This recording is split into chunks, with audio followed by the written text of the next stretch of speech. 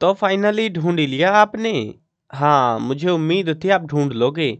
आज की इस वीडियो में मैं आपको बताऊंगा कक्षा 10 हिंदी नैतिक शिक्षा हरियाणा बोर्ड की किताब है आपकी, और इसका पाठ नंबर 9 आज आपको मैं इस वीडियो में एक्सप्लेन करने वाला हूँ। पाठ का नाम है ईसा मसीह की शिक्षाएं, जो कि एक भगवान है।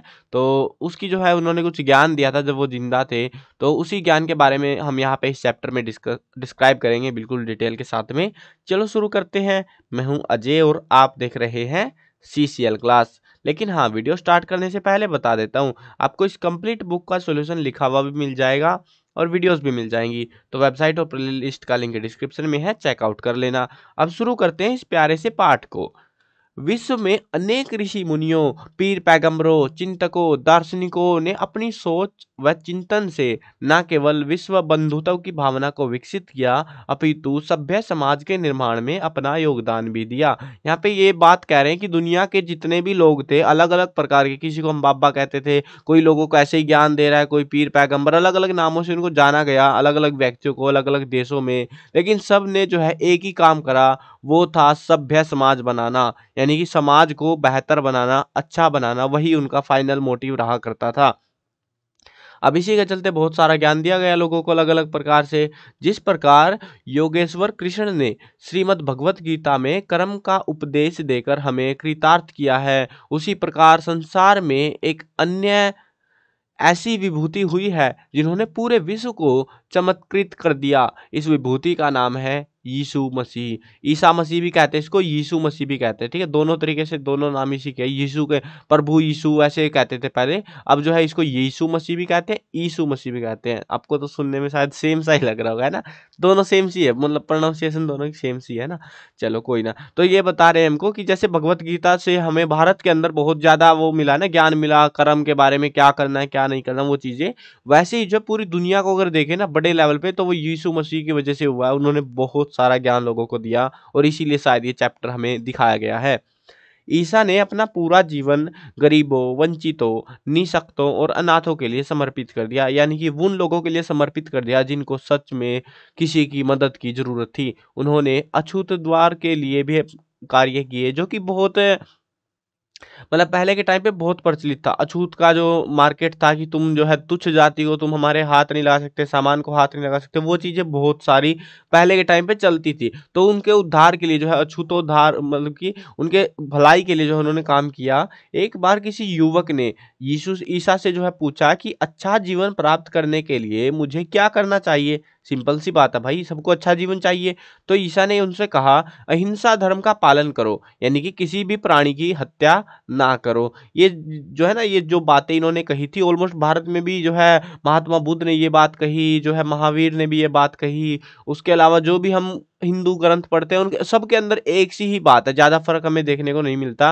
तो इनकी भी वही सी बातें थी, किसी प्राणी की हत्या नहीं करनी है, सदाचारी बनो, चोरी मत करो, झूठी गवाही ना दो, अपने माता पिता का आदर करो, औरों को अपने समान प्यार करो, और दूसरों के जीवन को संवारने के लिए अपना जीवन होम कर दो। यानी कि होम का मतलब होता है न्योछावर कर दो, अपना जीवन त्याग दो भले ही तुम्हें, लेकिन दूसरे का जीवन बेहतर होना चाहिए। ईसा ने विवाह को एक पवित्र बंधन माना है। अब यहाँ पे एक्चुअली थोड़ा सा कंसेप्चुअल चीज बताता हूँ आपको, मस्त मजा आएगा। भारत में क्या था ना, भारत के अंदर जो है जो परंपराएं थी, वैदिक परंपराएं थी, उनके हिसाब से पति और पत्नी का जो रिश्ता था वो 7 जन्मों का माना जाता है ना। ऐसा सुना होगा आपने भी, 7 जन्मों का रिश्ता मानते हैं कि अगर शादी होगी तो 7 जन्मों तक वो साथ साथ रहेंगे, अगर उनका रिश्ता अच्छा है, ठीक है। अब वहां पे जो है ना दूसरे देशों में जहाँ पे ये ईसा वीसा का मामला चल रहा था, उधर के इलाके में मतलब शादी हुई और फिर जो है पत्नी छोड़ के भाग गई, या पति छोड़ के भाग गया पत्नी को, और एक साल में मतलब एक जन्म के अंदर ही वो पता नहीं कितनी शादियां कर लेते थे। और उसके चलते जो है इन्होंने ये बात प्रचार करा कि विवाह को एक पवित्र बंधन, उन्होंने बताया कि ये पवित्र बंधन है, इसकी बेइज्जती मत करो तुम। उन्होंने कहा कि जो अपनी पत्नी का परित्याग करता है वह गलत है, वो तुम्हें नहीं करना चाहिए, जबकि लोग कर रहे थे उस समय वहां पे। यदि मनुष्य का मन शुद्ध होगा तो किसी प्रकार के नकारात्मक भाव नहीं आएंगे। मन की शुद्धता के बारे में ईसा ने लोगों से कहा, तुम मेरी बातें सुनो और समझो, ऐसा कुछ नहीं है जो बाहर से मनुष्य में प्रवेश करके उसे अशुद्ध करता है। यानी कि बाहर से कुछ चीज आपको बिगाड़ नहीं सकती, खराब नहीं कर सकती, लेकिन अंदर से अगर आप सही हो तब, अगर आप अंदर से ही खराब हो तो बाहर से चीजें और इम्पैक्ट डालेंगे, है ना। व्यभिचार, चोरी, हत्या, परस्त्रीगमन यानी कि पराई स्त्री को छूना, वो चीज है ये। लोभ, विद्वेष, छल कपट, लंपटता, ईर्ष्या, झूठी निंदा, अहंकार, धर्महीनता, ये सारी बुराइयां मनुष्य के भीतर से निकलती है, बाहर से कुछ नहीं आता। हमारा दिल कहता है, हमारा दिमाग कहता है कि तुम ये हरकतें करो, और ये सारी हमारे अंदर से आती है, बाहर से कुछ भी नहीं आ रहा है और उसको अशुद्ध कर देती है। इसीलिए मन को शुद्ध रखना चाहिए ताकि बुरे विचार मन में प्रवेश ही ना कर सके, ताकि बुराई की जो बातें हैं, बुरे ख्याल है, वो आपके दिमाग में ना आए। अपने शिष्यों को प्रेम का संदेश देते हुए वे कहते हैं, अपने शत्रुओं से भी प्रेम करो, जो लोग तुम पर अत्याचार करते हैं उनके लिए भी प्रार्थना करो तुम, इससे तुम परम पिता की संतान बन जाओगे। भाव यह है, यहाँ पे ये जो बात है इसका मतलब ये है कि अपनी दृष्टि सकारात्मक रखो, यानी कि अच्छी बातें सोचो, हर किसी की भलाई चाहो इस धरती पर। सकारात्मक सोच, प्रेम और विश्वास के बल पर तुम अपने शत्रु को भी मित्र बना सकते हो। ईसा का कथन है कि सूर्य भले और बुरे दोनों प्रकार के व्यक्तियों पर समान रूप से प्रकाश फैलाता है। वह किसी से द्वेष नहीं रखता कि तुझे मैं छाया दूंगा, तू अच्छा इंसान नहीं है, तो फिर तुम क्यों मन में मैल रखते हो। जब तुम शत्रुओं से प्रेम पूर्वक व्यवहार करोगे तो बड़े बनोगे। इसीलिए शत्रुओं से भी प्रेम करो और पूर्ण बनो, अच्छे इंसान बनो।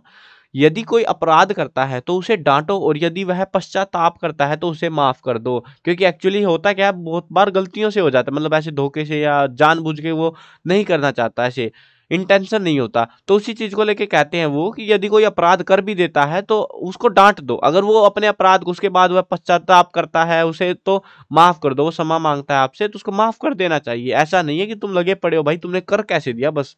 यदि वह दिन में 7 बार अपराध करता है और 7 बार पश्चाताप पूर्वक क्षमा याचना करता है तो उसे क्षमा कर दो। यदि वह फिर भी पाप करता है तो उसे दंडाधिकारियों को सौंप दो, भाई हरामी है तो पीट डालो भी इसको, ये नहीं मानने वाला।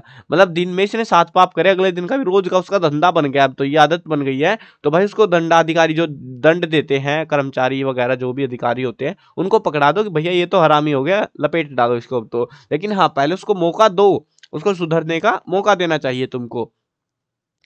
परोपकार हमारे जीवन का उद्देश्य होना चाहिए। यदि तुम परोपकार हेतु भोज देते हो तो अपने चिर परिचितों, मित्रों, सगे संबंधियों और धनी व्यक्तियों को निमंत्रण मत दो।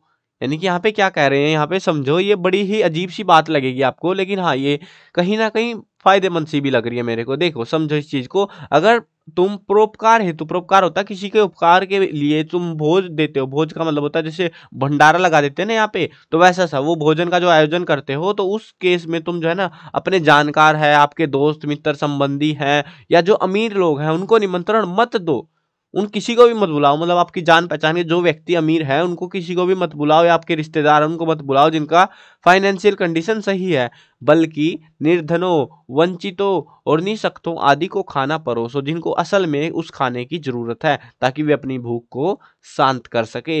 होता यह है कि धनी और परिचित व्यक्ति तो आपको खाना खिलाकर अपना उपकार उतार देते हैं कि मैंने तेरे को खिलाया अब तू मेरे को खिलाइयो, तो ऐसा चलता है उनका तो। परंतु गरीब व्यक्ति ऐसा नहीं कर सकते, तो गरीब पर किए गए उपकार को परमपिता अपने आप उतार देगा, तो वो आपकी भलाई अपने आप कर देगा, उसकी टेंशन लेने की आपको दिक्कत नहीं होनी चाहिए। अतएव कुछ भी ना मांगो, बदले में कोई चाह ना रखो, कोई इच्छा मत रखो कि मेरे को ये चाहिए वो चाहिए, तुम्हें जो कुछ देना हो दे दो भैया। राम मतलब भगवान से प्रार्थना करो कि भैया जी, भगवान राम, भगवान जो भी भगवान उनका ईसा, तो उनको जो भी देना है आप दे दो, हमें आपसे कोई ऐसी स्पेशल डिमांड नहीं है, वह तुम्हारे पास वापस आ जाएगा। लेकिन आज भी उनका विचार मत करो, देने की ताकत पैदा करो, दे दो और बस काम खत्म हो गया। हमारा काम कितना था, दान करने के लिए हम करते हैं ना भंडारा वगैरह ये चीजें, तो दे दिया बस काम खत्म, बात खत्म वहीं पे, उससे फालतू नहीं करना कुछ भी। यह बात जान लो कि संपूर्ण जीवन दान स्वरूप है, यानी कि दान के ऊपर ही निर्भर है। अगर हम दान करते हैं, क्योंकि ये पूरी धरती को हम हर एक सब मतलब जिन ज्ञानी लोगों ने बताया, तो हमें एक चीज महसूस हुई कि हर किसी की मदद करनी चाहिए हमको। अब मदद कब करेंगे हम, अब जिसको जरूरत नहीं है उसकी मदद करके तो कोई फायदा होना नहीं है। और इसीलिए यहाँ पे ऐसी बातें हो रही है यहाँ पे कि आपको जिनको जरूरत है एक्चुअल में उनको दो वो चीज, और उसको फिर भूल जाओ, वही तो मदद होती है सही मायने में। यदि नहीं दोगे तो प्रकृति तुम्हें देने के लिए बाध्य करेगी, इसीलिए स्वेच्छा पूर्वक दे दो। यानी कि प्रकृति कैसे बाध्य करेगी, अगर तुम ज्यादा अमीर हो और बोल रहे हो मेरे पास पैसा कौन उड़ा के ले जाएगा, आप हो गए बीमार, आ निकल निकल बेटे निकाल पैसा सारा का सारा बाहर तू, बड़ा पैसे का घमंड था तेरे को। तो ऐसी हरकतें ना करो, इससे अच्छा तुम खुद ही दान दे दो। तो दान देते रहना चाहिए। शिष्य बनने की योग्यता बताते हुए ईसा का कथन है, जो व्यक्ति मेरे पास शिष्य बनने के लिए आता है और यदि वह अपने माता पिता, संतान, भाई बहन और अपने जीवन के मोह बंधन में बंधता है तो वह मेरा शिष्य नहीं हो सकता। यानी कि ऑलमोस्ट जो है ना, एक आध को छोड़ के जो है, एक आध जो महात्मा लोग थे उनको छोड़ के जो है लगभग सभी की एक ही बात थी कि तुम्हें अपना सब कुछ त्याग देना चाहिए, उसके बाद तुम किसी के शिष्य अनुयायी बन सकते हो। तो इसका भी ऐसा ही मानना था। यदि कोई अपने माता पिता, भाई बंधु, पुत्र को माएगा यहाँ पे पुत्र या स्वयं के प्रति लगाव रखेगा तो वह संत बनने के लिए शिष्य होने की पात्रता पूरी नहीं कर सकेगा। यानी कि वो लालच में रहेगा कहीं ना कहीं। तो उस लालच से बाहर निकलने के बाद ही तुम शिष्य बन सकते हो। असल में शिष्य बनने की योग्यता को उन्होंने एक दृष्टांत द्वारा बताया है। तुम में से ऐसा कौन होगा जो मीनार बनवाना चाहे परंतु पहले पैसे का हिसाब ना लगाए। होता है कोई, मतलब कि तुमको मीनार का मतलब यहाँ पे तुम इसको मीनार हटाओ साइड में, तुम समझो तुमको घर बनाना है तो पहले तुम ये देखोगे ना कि तुमको पैसा कितना खर्चा करना पड़ेगा। तो ये वही बात कह रहा है कि जो मीनार बनवाना चाहे परंतु पैसे का हिसाब ना हो कर लगाए, मतलब तुम्हें नहीं पता कितना खर्चा हो जाएगा, आंख बंद करके बस लग गए काम करवाने। तो ऐसा है आप में से कोई अगर करवाने लग भी गए और यह नहीं देखे कि उस मीनार को पूरा करने की पूंजी उसके पास है या नहीं, यानी कि वो भी नहीं देखना उसको कि उसके पास पैसे हैं अभी नहीं है, वो घर जो बनवाना है उसको, ऐसा ना हो कि नींव डालने के बाद वह निर्माण कार्य को पूरा ना कर सके। यानी कि उसको काम तो चालू करवा दिया, अब पता लगा उसका जो घर बनना था वो 10 लाख में बनना था, उसने नापा तोला कुछ नहीं, उसके पास पड़े थे 1 लाख रुपए, 9 लाख रुपए कहाँ से आएंगे। तो ऐसा नहीं हो कि नींव वीव डलवाई सब कुछ हो गया, आधा बीच में अटक गया सारा मामला, कहीं का नहीं रहा और देखने वाले उसकी हंसी उड़ाए कि देख क्या बड़ी चौड़ में था, मैंने घर बनवा रहा हूं, अब देख ले कहाँ पड़ा है रास्ते में ही घर इसका। इस मनुष्य ने निर्माण कार्य प्रारंभ तो किया किंतु उसे पूरा नहीं कर सका। यही बात शिष्य बनने की योग्यता पर भी लागू होती है। शिष्य बनने के लिए माता पिता और परिवार को तुमको छोड़ना पड़ेगा। यानी कि तुमको सारा कुछ, सब कुछ, ये सारी चीजें त्याग देनी पड़ेंगी। तुम्हें कुछ फर्क नहीं पड़ता, बने ना बने, कोई हंसी उड़ा रहा उड़ाता रहे, क्या फर्क पड़ जाएगा मेरे को। तो उससे फर्क नहीं पड़ना चाहिए तुमको। एक्चुअल में ये बात यहाँ पे भावनाएं जागृत हो रही हैं।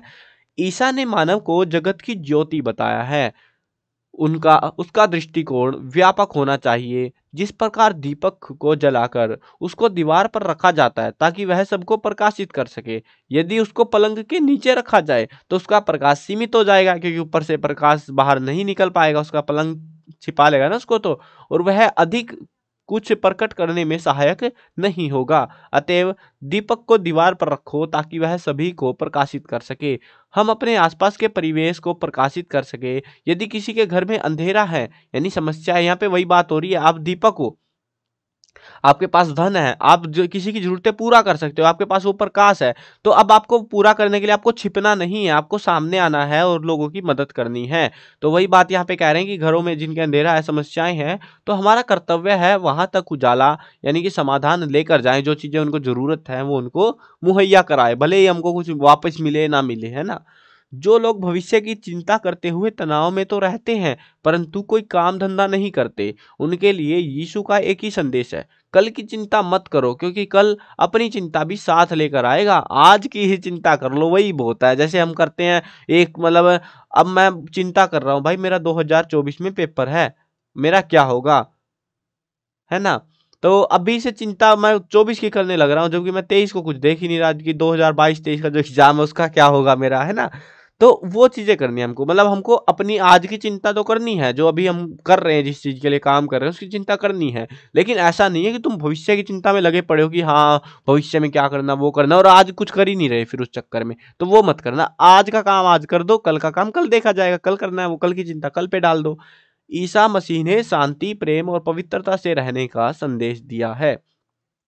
और संदेश में क्या कहा है, वह धन्य है जिसका हृदय पवित्र है और उसी का प्रभु से साक्षात्कार होगा, वही प्रभु से मिल जाएगा, दर्शन होंगे, जो जिसका हृदय पवित्र है, जो साफ सुथरा है। शांति चाहने वाले बनो क्योंकि वे परमात्मा के बालक हैं। यानी कि तुमको चारों तरफ शांति होनी चाहिए, वो चाहो तुम, कामना करो उसकी। इस प्रकार ईसा ने पवित्रता, धन की निसारता, विनम्रता, दायित्व, शिष्य की योग्यता, शिष्टाचार आदि अनेकानेक विषयों पर उपदेश दिए जिन्हें कोई भी मतावलंबी अपनाकर अपने आचरण को श्रेष्ठ बना सकता है। देखो वैसे तो कमाल की बात यह है कि सिर्फ ईसा मसीह ऐसे नहीं थे जिन्होंने ये संदेश दिए, बहुत सारे लोग थे, बहुत सारे ज्ञानी थे, भारत में भी बहुत सारे हुए हैं ना।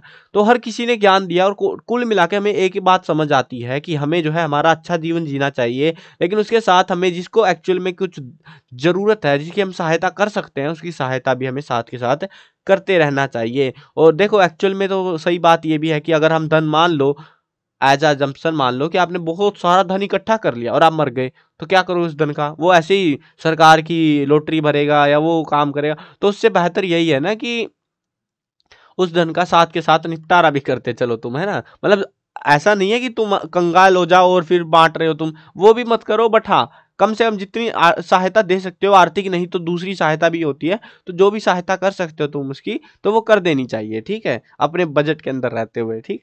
चलो ये था इस चैप्टर का कंक्लूजन, अभी मैंने बता दिया कि क्या बोलने की कोशिश कर रहे हैं। और अच्छा इंसान बनना है बेसिकली हमें, जो कि हमेशा से सुनते आ रहे हैं, अच्छा इंसान में जो जो गुण होते हैं वो सब जगह हम सुनते हैं कि चोरी नहीं करना, मार पिटाई नहीं करना, है ना, जानवरों को परेशान नहीं करना, वो चीज़ें वो करते रहना चाहिए बस, और अच्छे इंसान बनते जाओ बस।